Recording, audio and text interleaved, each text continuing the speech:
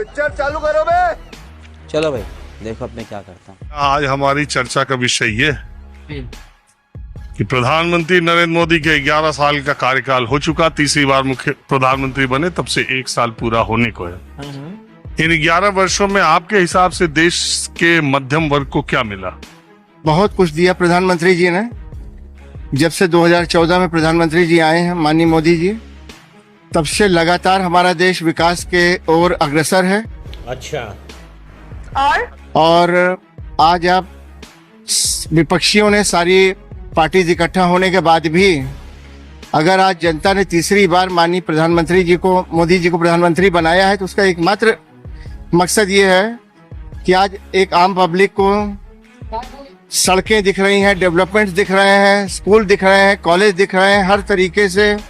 कभी कोई सोच सकता था कि जम्मू से लेके जो है श्रीनगर तक कभी यहाँ वंदे भारत चलेगी? ऐसा संभव नहीं था। लेकिन माननीय प्रधानमंत्री जी का दूर दृष्टि वो देखते हुए जो है देश हमारा बहुत आगे बढ़ रहा है। खाओ माँ कसम।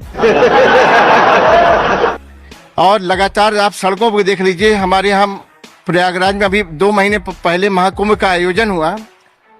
साउथ में लोग जाते थे, 2-2, 3-3 दिन ट्रेन में लगातार रहता था। आंध्र प्रदेश की गाड़ियां, कर्नाटक की गाड़ियां, तमिलनाडु की गाड़ियां, मतलब 4 व्हीलर से लोग चले आ रहे थे। बिकॉज इसलिए कि क्योंकि कनेक्टिविटी इतनी बढ़िया हो गई, सड़कें इतनी अच्छी हो गई, जिसके लिए माननीय प्रधानमंत्री जी को, उनके पूरे नेतृत्व को, माननीय गडकरी जी को, सबको बहुत धन्यवाद के काबिल हम लोग चाहते हैं कि देश हमारा इसी तरह अग्रसर बनता रहे। ये लेकिन मैंने एक चीज और भी देखा, दिल्ली में जब से भाजपा की सरकार आई है, इसके पहले भी मैं लास्ट ईयर आया था उसका इंटर्नशिप कराने, कूड़े का ढेर लगा हुआ, तंबार लगा हुआ था। आज मैंने यहाँ पे दिल्ली में देखा कि जो है किस तरीके से पूरा कूड़े का ढेर एक तरफ वो कर दिया गया है, पूरा साफ सफाई कर दिया गया है। और रेखा गुप्ता जी बहुत अच्छा कार्य कर रही हैं। अब मुझको लगता है कि विगत 5 सालों में रेखा गुप्ता जी दिल्ली को बदल देंगी। कौन है ये लोग? कहाँ से आते हैं? तो माननीय प्रधानमंत्री जी का जो जिस तरीके से देश को आगे बढ़ाने का दृष्टिकोण चल रहा है। आपका नाम क्या है? सुनील पांडे हूँ मैं। पांडे जी, ये सब तो आपकी बात सही है जी।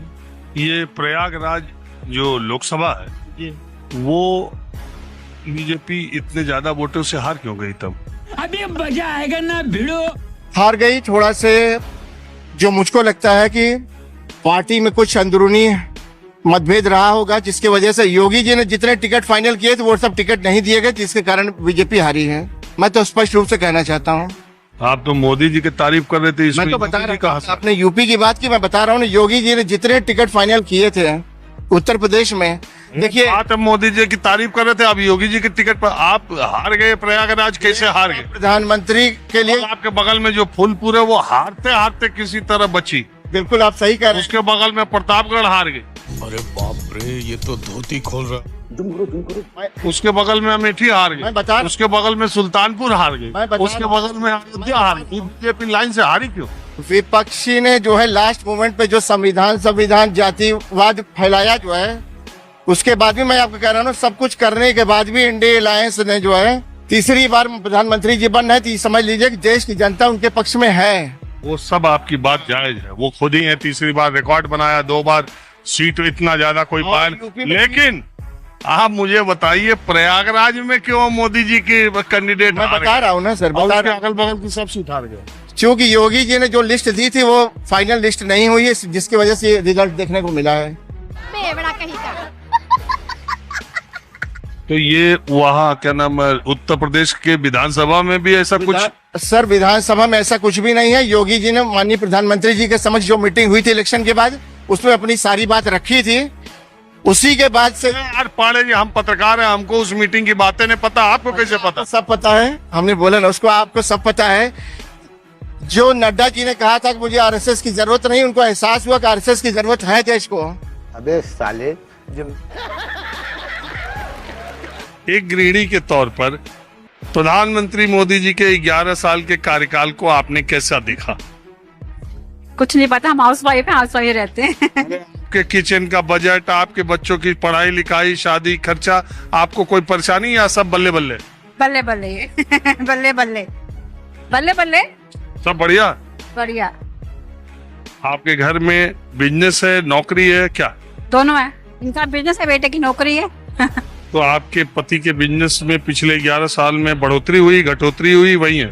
बढ़ोतरी हुई है, पैसे और आ रहे हैं? आ ही रहे हैं।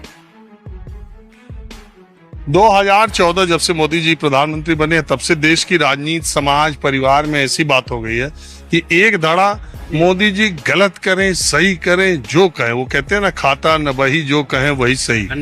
हाँ, तो उसमें एक धड़ा ये है जो ये कहता है कि सब सही सही है, इसके पहले कुछ नहीं हो रहा था, सब अभी। एक धड़ा ऐसा है जो ये मानता है कि नहीं, मोदी जी जो कर रहे हैं वो सब गलती कर रहे हैं, वो अच्छा कुछ। ऐसा भी नहीं है। अरे मैं बताता सारा हूं। गलत कर रहे हैं ऐसा भी नहीं है, सारा सही कर रहे हैं ऐसा भी नहीं है। रुक, तेरे को बताते तेरी माँ की।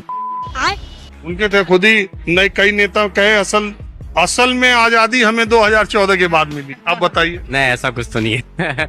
आजादी तो मिली तभी मिली थी, 47 में ही मिली थी, लेकिन वो अपने मन विचार है। अक्सर लोगों का जो उनका सपोर्टर है उनका यही मानना है कि 14 आज़ादी जो है 14 में ही मिली। इससे पहले जो है लीज में, या बहुत तरह की बातें होती है, लीज में मिली थी आज़ादी, ये वो 12 सब पूरी एक फैमिली है, तो इसमें तो बेटियां ही बेटियां दिखाई दे रही हैं। नारी शक्ति का संपूर्ण उदाहरण है ये। जब आपके घर में लक्ष्मी ही लक्ष्मी है। लक्ष्मी है, बेटी बचाओ बेटी पढ़ाओ।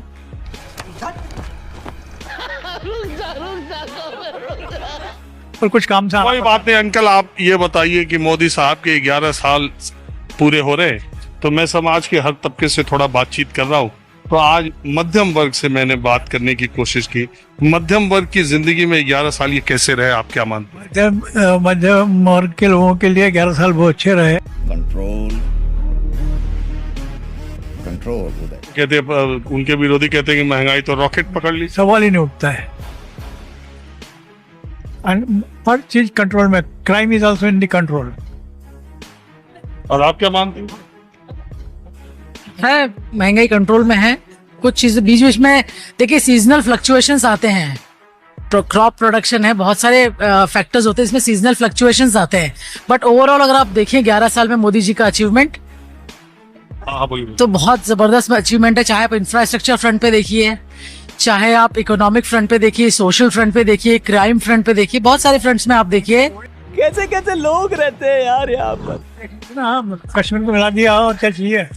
ये जो ट्रेन चली है ना, ये तो निश्चित तौर पर अचीवमेंट है एक्स्ट्रा। पे पुल जो बना है वो तो गजब है।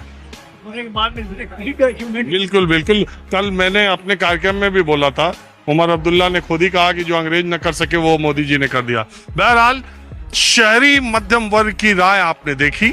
आगे के कुछ दिनों में समाज के हर तबके में मैं जाने की कोशिश करूंगा और इन 11 सालों में देश की जनता के बीच माहौल क्या है आपको बताने की कोशिश करूंगा।